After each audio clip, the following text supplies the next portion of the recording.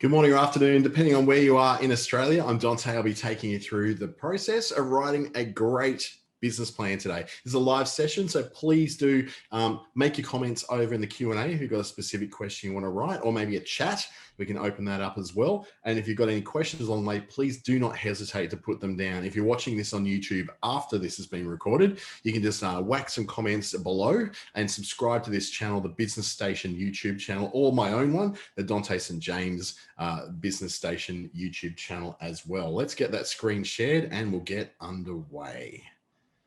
Look at my pretty presentation. Hopefully it's coming up on screen for you. It's all about writing a great business plan. This is for the Business Station and the Australian Small Business Advisory Services Digital Solutions Program, delivered by Business Station in WA, delivered by Regional Development Australia in, if I can get this actually working, it seems to have actually, wait a minute, I can unshare.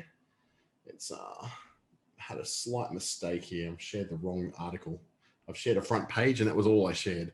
We just quickly get that fixed up for you.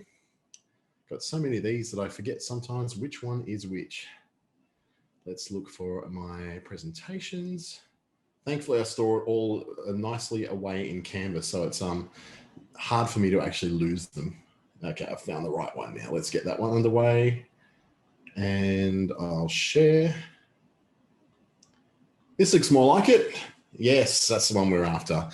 And this is brought to you by, as I said, Business Station and the Australian Small Business Advisory Services Digital Solutions Program in WA. And it's brought to you by Regional Development Australia, Brisbane in Queensland, and Treaty Business Consulting in the Northern Territory, where I happen to be at the moment. Got a nice little quote here from Antoine de Saint-Exupéry. If I said that right, if you speak French better than I do, please correct me. But a goal without a plan is just a wish. And we've got lots of goals, we've got lots of wishes. But if we don't have a plan, we don't really have a really solid way forward for our businesses. Here's who it's brought to you by. This will be available to view again on Business Station's YouTube channel or my own one under Dante St James. Just search for us on YouTube and you'll see those channels there. Who it's for though is for brand new businesses who want to get a solid direction for where they're going to go and move forward to. Or you might be an existing business who realize you don't have a real plan. You're just kind of been fumbling along and hoping for the best.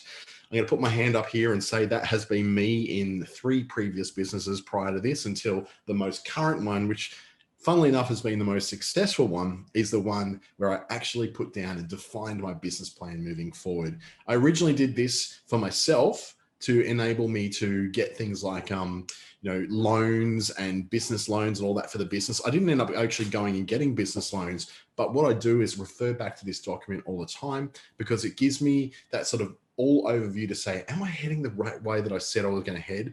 Or am I being sort of pulled in every other direction and losing focus on what's really important and what it is I've really wanted to try and set out to achieve? Sometimes that's a good thing that you're being pulled to another direction because it means the money has moved. Anyone who's read the book, Who Moved My Cheese, would understand the importance of being able to follow where the money is flowing to. But sometimes when you've got a very solid purpose and a very solid idea of where you want to go, this is a great way to sort of give yourself a kick in the butt to say, hey, mate, you might have gone a little bit off track here. So let's see what we can do with this. We're going to learn today a bit of information that you need to include in a business plan. We're going to look section by section guide to what making good business plans looks like. We're going to look at formatting your business plan to be very readable and very compelling because there's going to be lots of different audiences for things like a business plan. And we're going to have some examples of some great business plans from other people that they've made that really stood out and made us think, wow, that actually looks really, really good. A bit about me, I'm a digital business advisor with Treaty Business Consulting in the Northern Territory, but also across most of Northern Australia these days. I've been doing a lot of work in Broome and Cairns and Townsville of late. I'm a digital marketing associate, media planner and trainer for Facebook Australia. I've got my bachelor and master's in business information systems from the University, of New South Wales. And I'm a contributor and an Asia Pacific trainer for startups.com and Lean Startup Labs, which is helping smaller startups to get their start, I guess, in the digital world, but then beyond that too, to things like making business plans. Quite simply, as a very, very strong definition, a business plan is that roadmap of your business. It's a written document that communicates to the readers of that document and potential investors, that's important, what your business goals are and the steps that you plan on taking to achieve those goals. That's about as simple as a business plan gets. But of course, there's become a whole world of requirements for when you need to produce business plans. It could be for getting finance, for attracting investors, for getting a joint venture partner on board.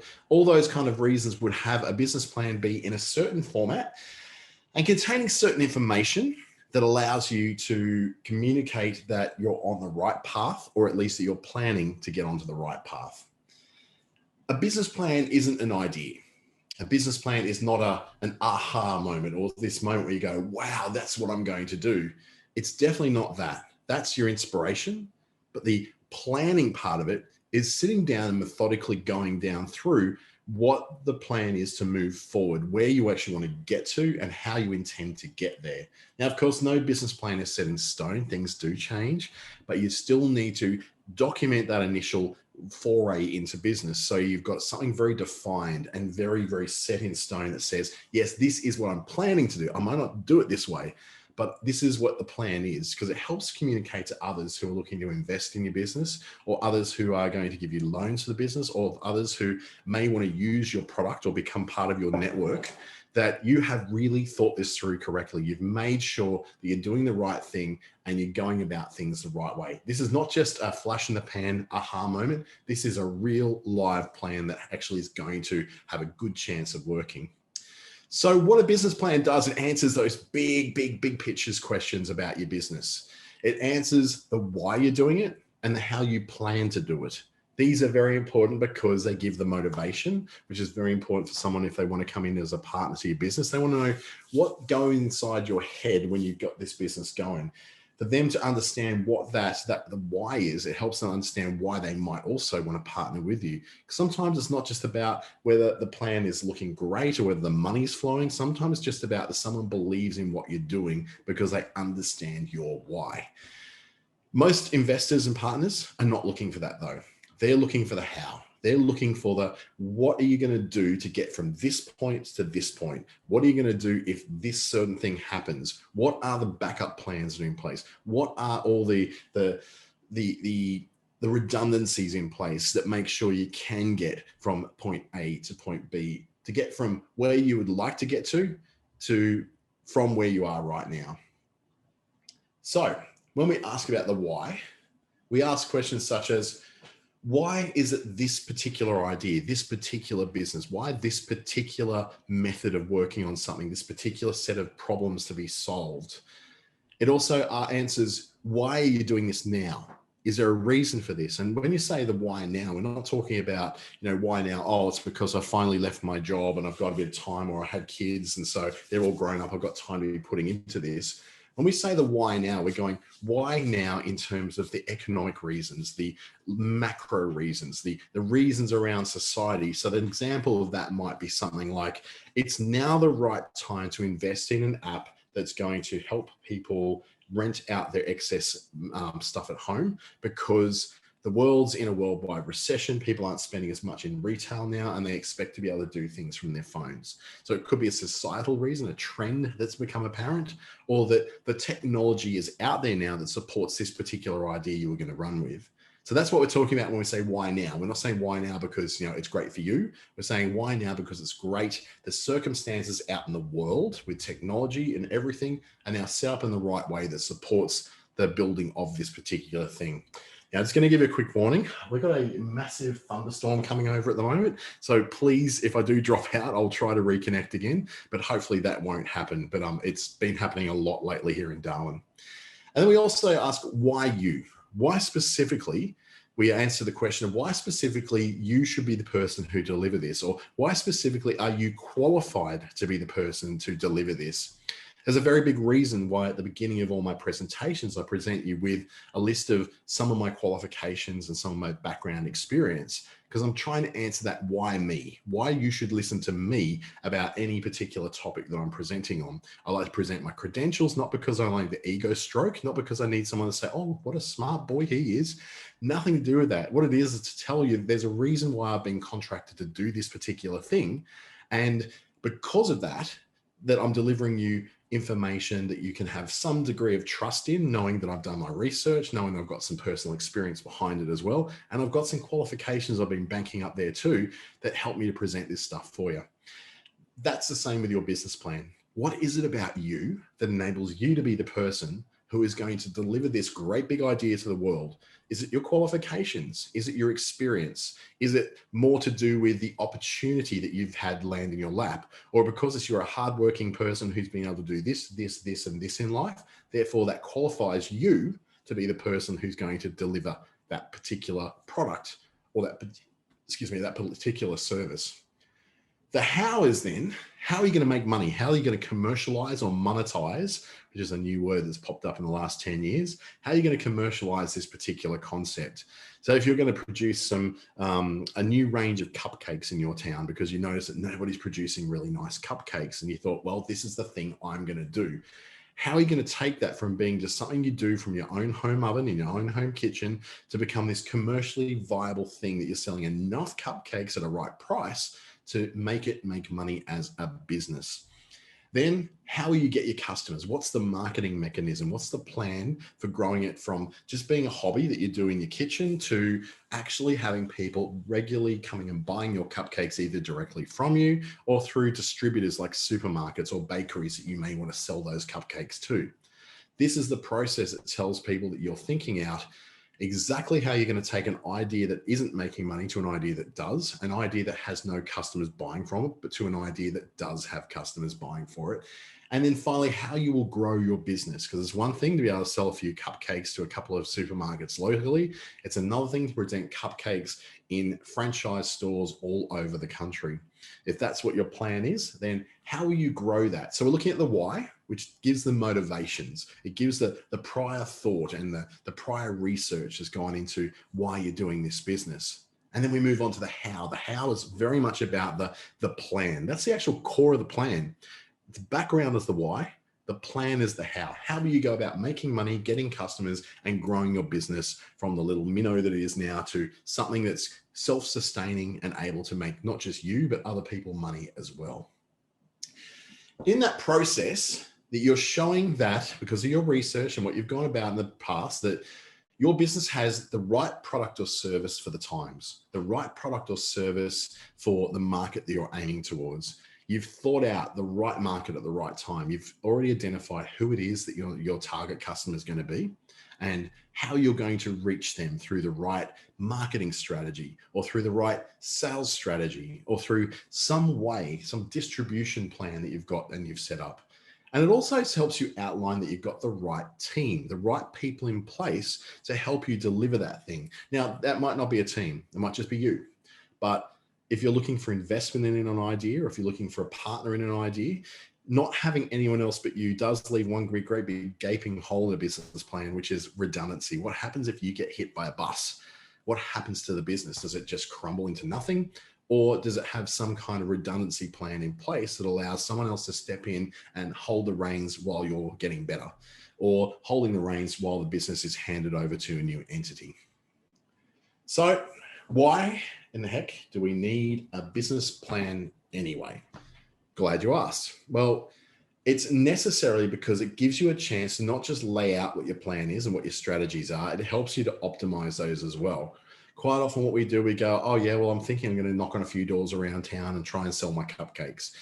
You got to have something a bit more than that, because what if you knock around all those doors and you find that that's taking you 38 hours a week just to knock on doors? That's taking away all your working time to actually bake the cupcakes. So you go, okay, well, I need to optimize that process a little bit. Your business plan gives you an opportunity to look at some of the madness in some of our ideas that we've got for business and bring them into some sort of sanity. So for instance, I'll give you a particular example from my own life. I had a plan to build a digital agency that was going to open up physical storefronts in regional Australian towns, larger regional Australian towns, not just any old one, but ones where there's a physical shop front where you can go and ask questions, you can go and get help, you can go and book services and book appointments and book training and all that sort of thing. And you'd be able to, it'd be just like going to Telstra to buy a phone. You could go to one of my shops and you could actually buy services like getting a new website, getting help with the social media, much like this ASBAS program, but you'd do it through a shop front. Sounds like a fantastic idea. The problem problem was that to do that, I have to have enough money to pay rent for those shop fronts, the power for those shop fronts, putting staff in those shop fronts.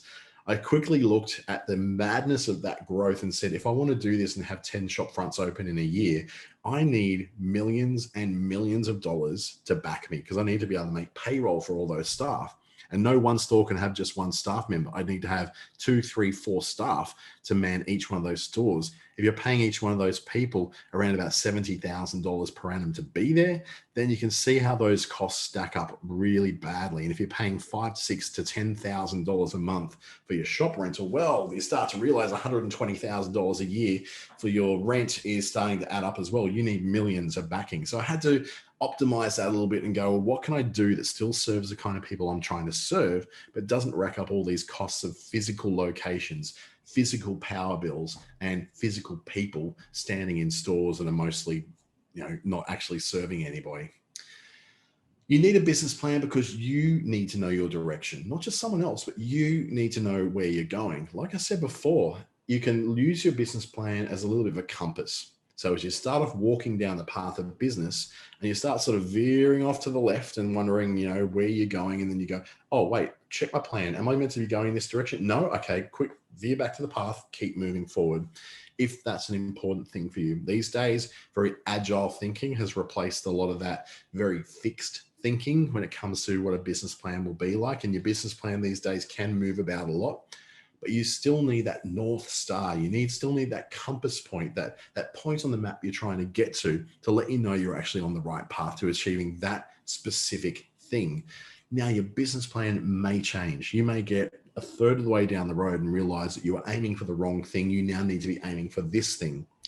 You can rewrite your business plan. It's a simple thing to do, particularly if it's before you've attracted other people into your business as partners or investors. You can still make that change. You can still turn it around and go, I'm going over to point C instead of point B. That's great.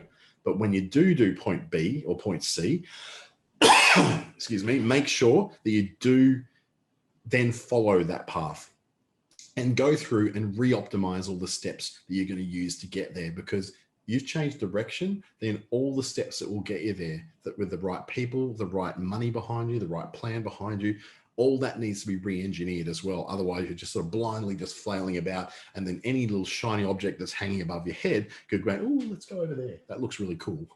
You don't want to be that person, because you'll never ever be trusted by business partners, and you'll never be trusted by investors either.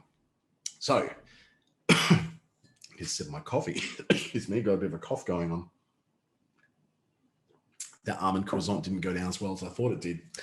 So you need a business plan as well, because you may want to convince others to fund your business. And they've heard me mention this a few times now about investors in your business, or joint ventures, or getting people to buy into your business or lend you money for your business. One of the first things that a bank will ask you before you get a business loan is, where's your business plan? And that's what they're looking for, is this summary of where your business is planning to go, and why now, and how you're going to get there. That's why all those questions are so important.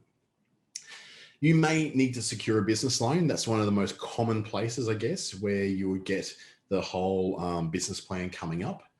You also may want to make strategic alliances. Now, these are not necessarily people that you're paying or who are buying into your business, but you might go, okay, I want to get an account with this particular metal supplier.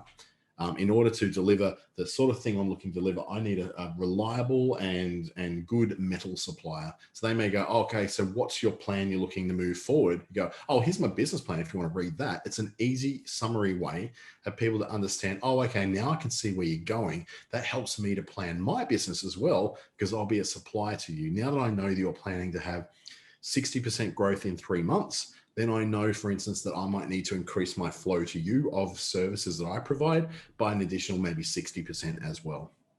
It also is very necessary to have a business plan, because you may want to sell your business one day. I've sold 2 of my businesses so far. Both of them needed to have a business plan in place so that the person buying the business knew that the business was on track to reach its targets that it was aiming for. The first one I sold back in 2017, early 2017. I didn't have a business plan for that business. It just happened to do pretty well. So in order to sell it onto someone for a modest amount, I had to let them know that this was kind of the plan I was going about, but I had to formalize that into a document. I had it all in my head. I had to put it down in documentation so that they could feel safe knowing that this particular concept I had been looked at seriously and planned. Whilst I hadn't jotted it down, I certainly had seriously planned it in such a way that I knew where it was going.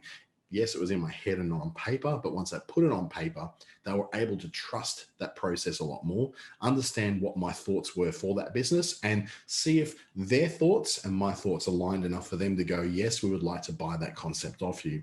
And it was good. That helped fuel my move to Darwin and grow a different business to a much bigger level. So there's 3 types of business plans you might want to look at. Some of them are more complicated than others. It's a standard business plan, which is very much the one that most of us are used to presenting. There's a 1-pager business plan. So it's basically a summary of a business plan. And then there's the internal business plan. So this may be the business plan that you use for your own reference, as opposed to the one that you give out to a bank or that you give out to potential business partners. 3 very different types, 3 different levels of complexity, 3 different requirements of information in them, but they are all very strongly related to each other. The standard one is for when you're looking for loans or looking for funding or joint ventures or partners, something like that. It's really meant for people outside of your organization to be reading, that's not have anything that's sort of commercial in confidence. It hasn't got anything about your copyrights, your patents or your trademarks or anything in there that you could think is quite sensitive information. It's just the basics that are out there, so an external person can have a read for it, go and look at, they'll be able to see where you're basically heading for, but at the same time, not be worried that that you are sharing really, really important information that you shouldn't be sharing this early in the relationship. It's very fine-tuned and it's very, very focused on what you're actually achieving it to do. You may write 3 or 4 different versions of your business plan, even the standard business plan, depending upon who the audience of that business plan is. There might be a lot more financial information in a business plan if you're trying to seek a little bit more finance or a little bit of a loan or a business partner. But if you're just looking for people to sign on early for some of your products and services, then your standard business plan might be something that's just a little bit less formal, a little bit less about the numbers and the figures and more about the here's who we are and where we're going. It's also the most common type of business plan, probably because most business plans are used to try and attract money, to try and attract investment or a loan or partnerships. So this is why it generally is the one that most people think about when we're talking about a business plan. The 1-page business plan is the what I call the TLDR, the too long didn't read version of the business plan. It's a very, very broad overview, very, very simplified. It's that one you're most likely to give to someone when you first meet them who's interested in investing in you. It does not go into too much detail yet. They haven't earned the right to read your details. They haven't signed things like non-disclosure agreements where they are agreeing that they're not going to talk about this to other people yet, because there's no real information in there that they can go and say, yes, let's copy that idea and take it and do it ourselves. You don't really want to get to the point where you're giving someone who you're meeting for the first time every little bit of information about your life. Think about it. Meet someone at a networking function. You don't tell them every detail about your life, every detail about your finances, and every detail about your plans for the future. You tell them enough. You give them a little bit of a pitch about who you are and what your business is, but that's really just about it. This is kind of like that version. It's the shaking hands at the network meeting version of your business and your plans for the future of that business. Not too much detail, but enough to go, okay, I would like to know more about this. Can we make an appointment to talk a bit more about the details? Then your third version is the internal business plan, which you use internally to set your internal goals and to mark whether you're actually reaching those goals. It's a lot more detailed, even more detailed than the standard business plan, because it could be looking at things such as, this is my business plan for this month, next month, 3 months, 6 months, 1 year, 5 years. It can be broken down as a bit of like a set of goals that you use for your business as you're moving along the life cycle of your business.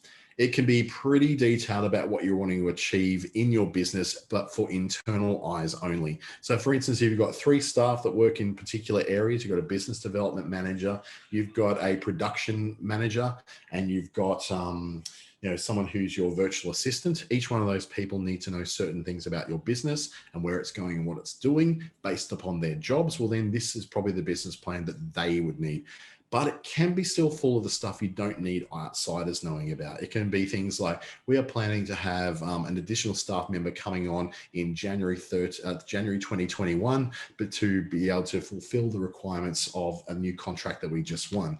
You may not share that in your normal business plan because it's a lot more up to date. It's a lot more moving. This internal business plan is probably the one that you're going to have that's more of a living document. It's going to be something which you can change and update as you're going along. What generally doesn't change is the goal at the end. The goal at the end is usually where everything stays very static and much the same, but the steps along the way may change.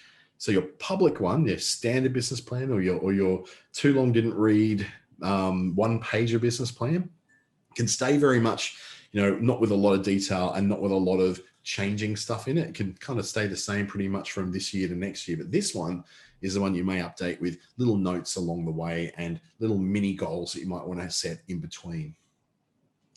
Now, the standard business plan format is pretty well defined now, not just in Australia, but everywhere in the world. As we move into a world that's a lot less about the sole trader and a lot less about the single ownership and more about joint ventures and collaborations and all that, this is the one that's probably going to go a lot further for you. It starts off with an executive summary. So executive summary is a bit of a 2-paragraph or a sentence on the whole plan. So a little bit of a paragraph going, this is what we aim to do. And then with the rest of the stuff that's in there, you take just one sentence on each part of your whole plan. So as we get to the down, we go, this is our company, this is the problem we solve, this is how we plan to do it, this is what our goals are. As you get down there, this is just like almost like a dot point set of what the headings are of the rest of the document. It's a little bit like that too long didn't read summary, but it's at the very beginning. So for someone who just wants to scan through and get to a certain part and go, oh yeah, that bit, okay, that's the bit I need to go to, flick, there it is.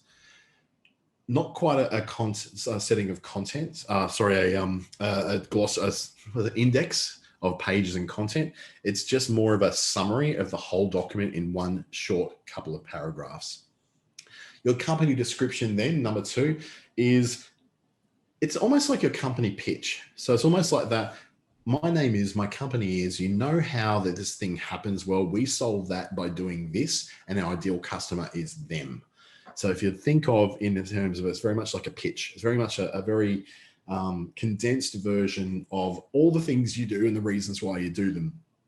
So using our cupcake example before, that Aaron's Cupcakes is a company that makes, how sometimes you need a whole lot of desserts for a special occasion. You don't just want to put out lollies. Well, Aaron's Cupcakes solves that by having customizable cupcakes at any occasion delivered fast and within a reasonable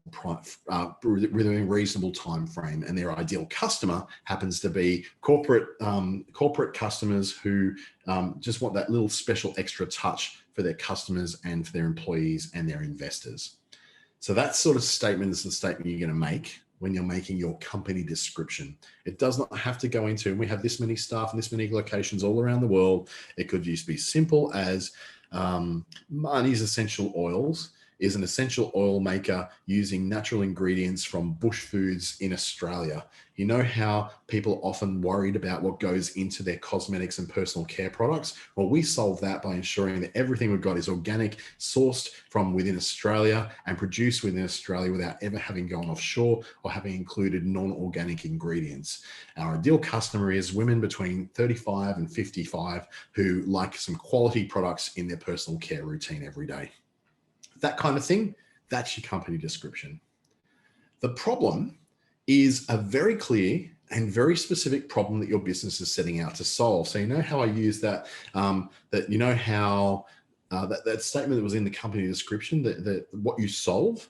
So that's kind of like taking that and expanding that a little bit more. So instead of just saying that Marnie's essential oils, you know how people are worried about what goes in their personal care products these days. You go, people are concerned about what goes into their personal care products these days. My business sets out to solve this by, and you expand out the reasons and the fixes you've got for those things. So it may not just be one problem you're trying to solve. It may be 12 problems, but you can lay those out really clearly and saying the problem is non-recyclable packaging is being used. Great. We solve that by having recycled packaging. The problem is that, foreign ingredients aren't necessarily tracked back to their source, so we know what really goes into them. Well, great. The solution to that is sourcing everything locally, where you can actually source that from the maker themselves, so you know exactly what went in and when. The problem may be that it's too expensive to get these things usually. We solve that problem by doing special volume deals with the suppliers we deal with within Australia, so we can pass on those savings to our customers. That could be what the problem is. You can solve more than one. It doesn't have to be one. It can be quite a few that your business actually solves. The solution is what you've actually done to solve that problem. So you can highlight how your service or how your specific product or widget or gizmo connects directly back to the problem that a customer will be having. So if the customer's got the problem with having allergies to sulfites in wine, you can say, well, I actually solve that by using sulfite-free wine that is sourced locally within Australia and prevents people from having allergic reactions when they have their favorite tipple. So you connect that back to the original problems you were listing in section number 3 and describe how you're actually resolving those problems.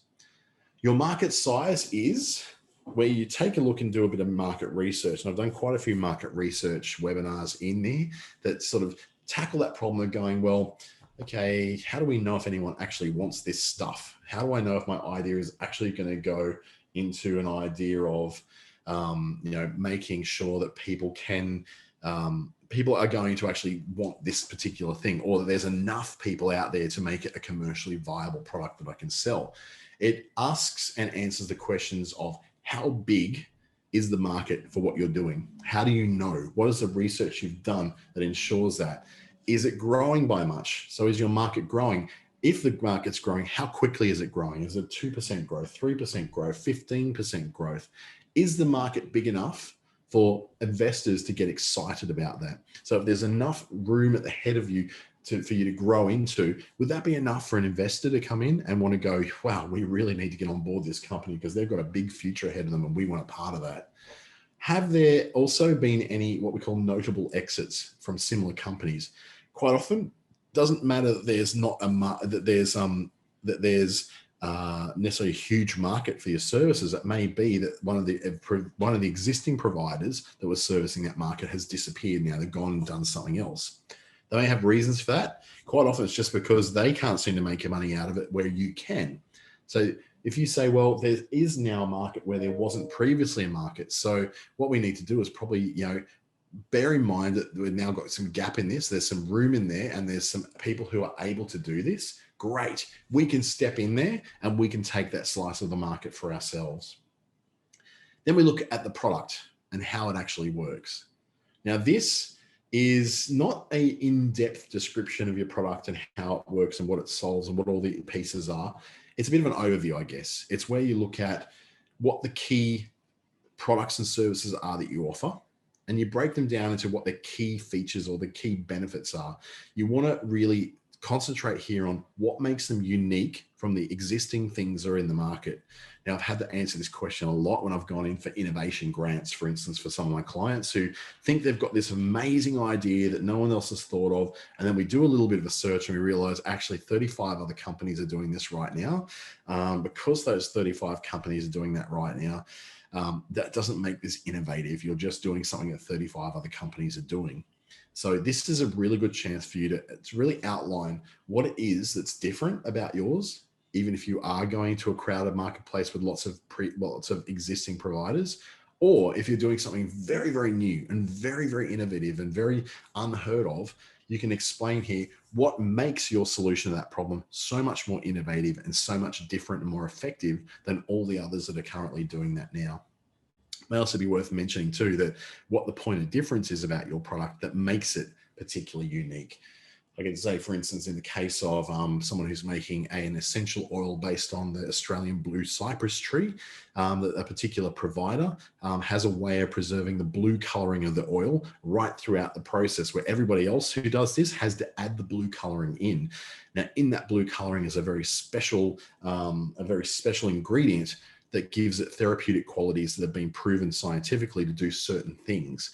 I can't go too heavily into that because it's a very big business case in that case, but what it is, they can explain that we have a trademarked and patented process that allows us to keep that going through without having to then pretend that it's still there by adding blue colored dye in at the end like everybody else does. Hope that makes sense. Number 7 is your revenue model. This is going to be very important for people who want to say, well, how are you going to make money out of this? All I can see is that you want to have money. What's your pathway to where you're going to make money? Is it making money now, or will it make money in the future because of this new investment? How are you pricing things? Are you making sure that your pricing is realistic? Or are you just going, well, here's my cost, add 10% on top and hopefully that will be enough? Or have you got a loss leader model, which says, well, we're going to make this at a loss and hopefully use venture capital to help us make money? Something like Uber. Many people know that Uber has not made a cent in profit for its entire existence. It runs 100% on investor capital, which means that it's barely making enough money to pay for it. It's not even making enough money to pay for itself. It's actually being propped up by investors who keep investing more and more and more millions into it to keep it going because they believe in the future of that product. Now that's starting to fade a little bit and the investors are starting to go, hey, come on, you need to have a bit of a pathway here to a future that actually pays for this because we want our money back. So they need to turn that around very quickly in this next couple of years and show that there is a pathway to profit there. So that's where you might look at things like pricing. Is your pricing realistic, or is it a bit of a pipe dream and you're trying to survey a particular market who's cheap and will never spend very much on this? Well, then you might have a bit of a problem. But then there's also, how does your pricing compare with the same kind of thing in other markets? For example, if you are selling a particular, and I'll go back to cupcakes again, if you're selling a particular kind of cupcakes and you're selling those for $5 each and everyone else is selling them for $4, what is it about your cupcakes so that you charge more for them? Or if the general price range for a cupcake is $10 each and you're selling them for $5, why is it that you've got it at such a low price compared to the rest of the market? Is there a reason for that? And what's the comparison and why is there that comparison? And then you also look at what your revenue projections are for the next 5 or so years, where you're starting to look at, okay, well, while we charge this much now, in 3 years' time, we'll charge this much. Right now, we're making X amount of dollars. Within 6 months, we believe we'll be making X plus $1, or in 5 years, we believe we'll be making XXX dollars.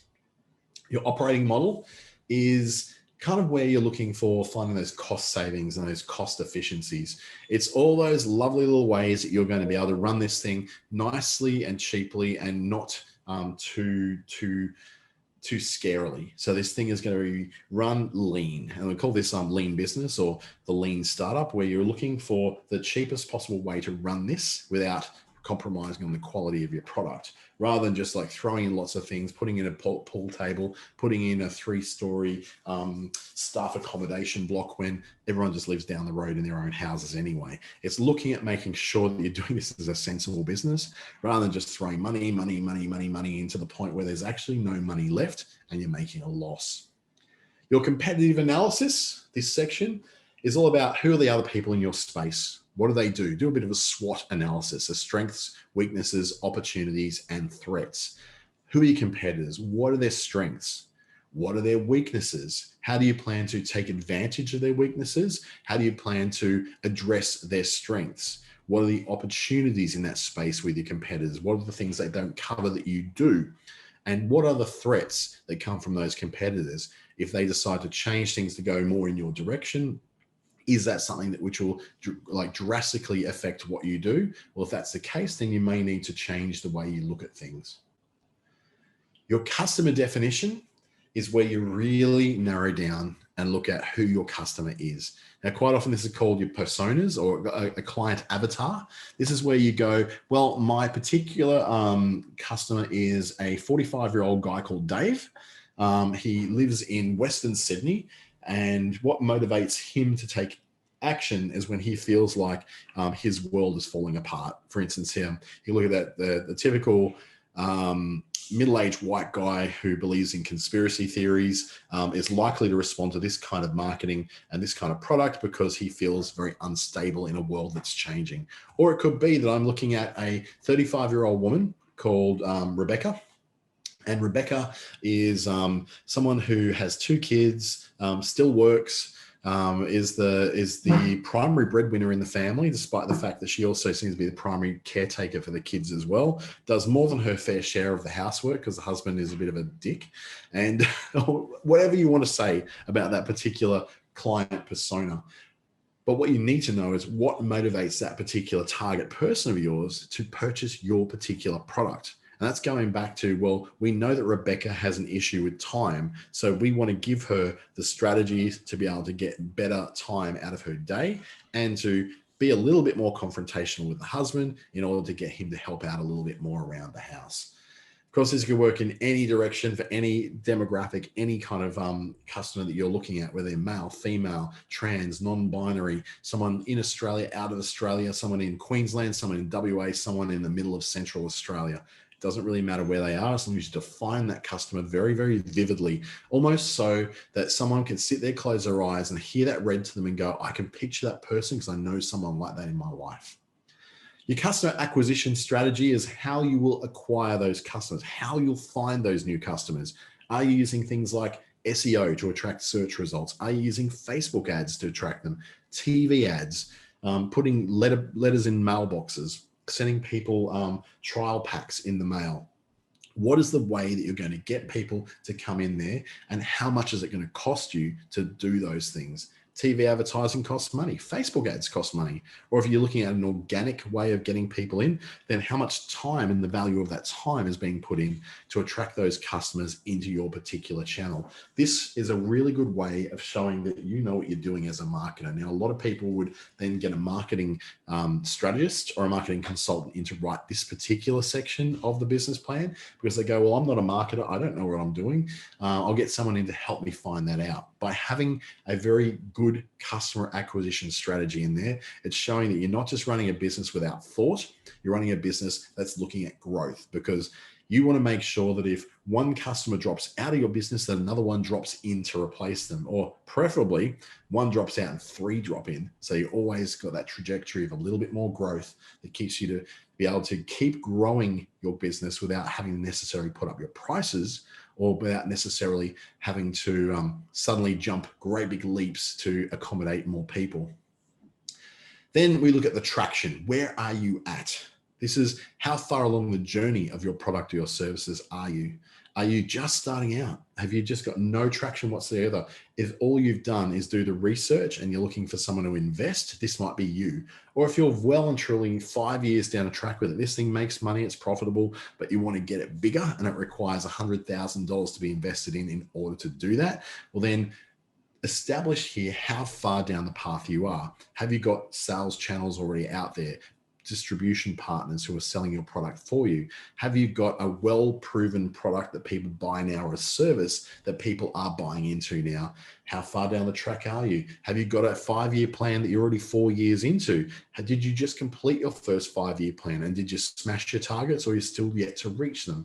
This is where you say, this is how far I've got. I've got things like copyrights in place for all my written material. I've got design patents in place for all the things that I've designed. Have I got any patents for particular technology or ideas? Is my logo trademarked?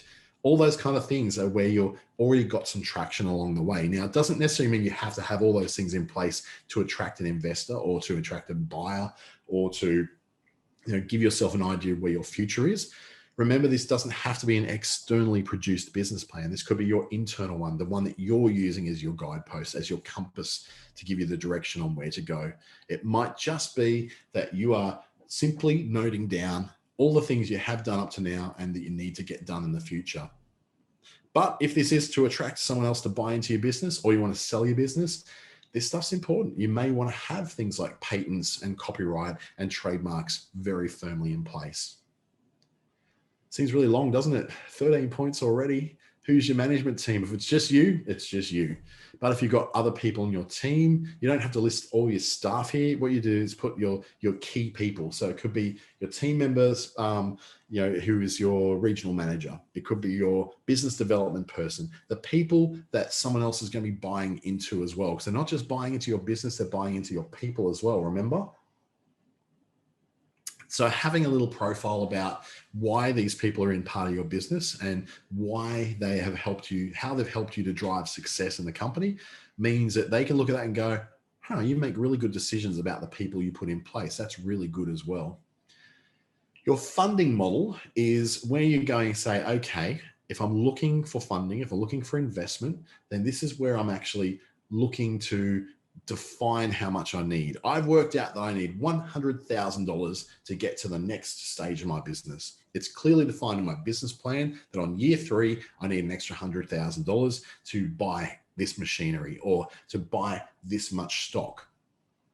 So you look at that and go, well, what are the terms of the funding you're trying to attract? Now, if you're not trying to look for funding here, that's fine. You can leave this section out. But if you are, this is a very vital bit because this defines what it is you're asking for investors to do. If you're looking for $1.4 million, you go, well, what are the terms that I want that $1.4 million off? What will they get for their $1.4 million? Think about the Channel 10 show Shark Tank.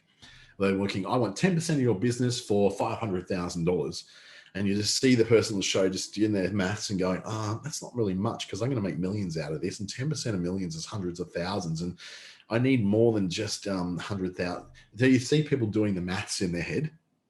This is what you're going to be doing with them as well. You're saying, this is how much I need to get to this step. And if you do give me this much, this is what you get.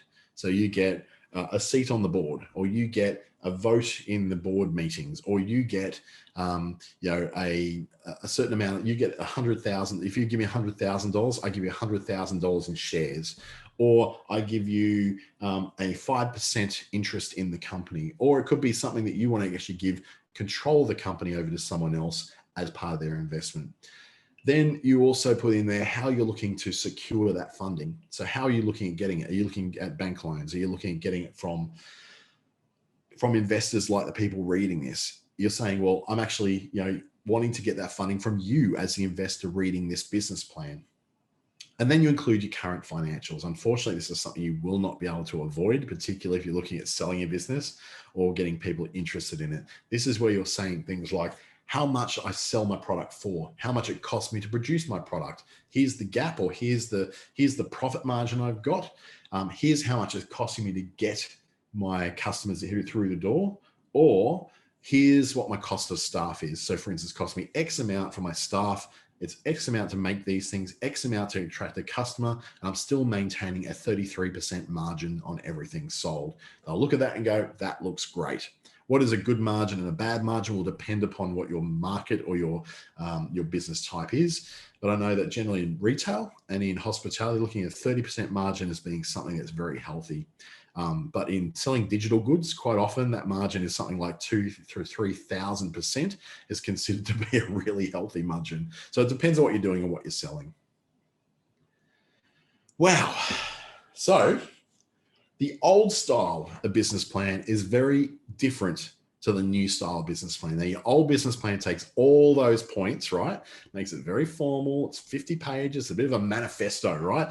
So it's a real big, long, carved in stone statement that's sealed in a locked box at a bank or a safety deposit box. It's one of those things which is like a grand statement to the world of who you are and where you're going, right? Well, there's the new business plan, which is very everyday language, plain English. Probably doesn't come to more than 12 to 15 pages. It's got room for some images to break it up as well. It's not going to ipso factos and Latin descriptions and legalese. Doesn't need any of that. It just says what it is you're after and what it is you're doing to plan for the future to have a great business plan. So how do we start on these things? You've got to make sure you nail the research side of what you're doing. Make sure that you know your stats, know exactly the information you're putting into your business plan is true and correct at the time of publishing it. This is so important because this is where people get tripped up when they write their business plan. They get to the point where they go, Oh, I don't really know. I guess, yeah, margin of, I don't know, 25%. Does that sound all right? Yeah, I'll put that in. When you don't get those information right, you can be caught out, particularly when people are trying to invest in your company, or if people are trying to buy your business. If that's the way forward for your business plan, then that's called fraud. And that's a really dangerous thing. And you can be sued to the wazoo if you do fraudulent things in a business plan and you use that to sell your business or to attract investors into a business. They can take very strong civil action against you, can bankrupt you 50 times over. So why would you do it? Well, it's still worthwhile doing it because it's still something that's your compass point of direction. It's still going to send you in the right direction and keep you, it's going to ensure your success a lot more and help you to avoid failure. So even if you are doing that stats and that information in your business plan just for yourself to read, make sure you got it right, because the worst person you can lie to is yourself. Do a brief outline and do it maybe as you start to do it, maybe put it on a table and just use sticky notes or bits of paper that you can stick around and go, okay, here's the basic information I've got for everything. Then you start to arrange it in order on that table or on a whiteboard. Whiteboards are really good for this as well. Be really rough, be really messy, be really, haphazard about it, so that you can get at least all the ideas out physically, and then you start to pull everything into place and make sense of it into a cohesive start to finish. And I would say to take a photo as you're going along, because quite often some kid is going to come home and just destroy all your stuff on the table, or someone's going to wipe it off that whiteboard too. And then organize your goals and your objectives. So break each section down in the kinds of questions that the reader will be asking themselves about you. So we're talking around about making it as easy for someone to understand who's reading it as absolutely possible. You don't want to leave people ultimately confused about what you're trying to put across in your business plan. So a few examples of some really, really, really good business plans. I can send these to you via email. I've got all your email addresses, I think, through the ASBAS program. There's some really good guidelines on who they are. It's very hard for me to show them on here, but what I will do, I'll wrap it up here and I'll be able to send you through those examples of those really good business plans. They're really bright and cheerful and presented in such a way that you can replicate it on Canva. You can replicate it in Microsoft Word or PowerPoint, any of those. So you can produce yourself a really, really nice looking, a really, really nice looking and nice reading business plan as well. So I'll send those through to you via your email addresses. I can see Aaron, Jude, and Karen still on the call right here at the end. So I'll send those through to you this afternoon. So you'll have a copy of those in your mailbox as well. If you've got any questions at all and you're watching on YouTube, whack it in the comments below. And if you've got any questions of me at all, please look me up on LinkedIn or on Facebook. I'll be more than happy to connect with you and answer any questions I can possibly answer, or even throw in a few little tips that I've found along the way myself, which have helped me to overcome some of the obstacles in writing business plans for my various entities as well. Thank you very much. Have a fantastic afternoon, and I'll hopefully see you in the rest of December and January as we do a lot more of these free webinars with the ASBAS Digital Solutions Program. Have a great day.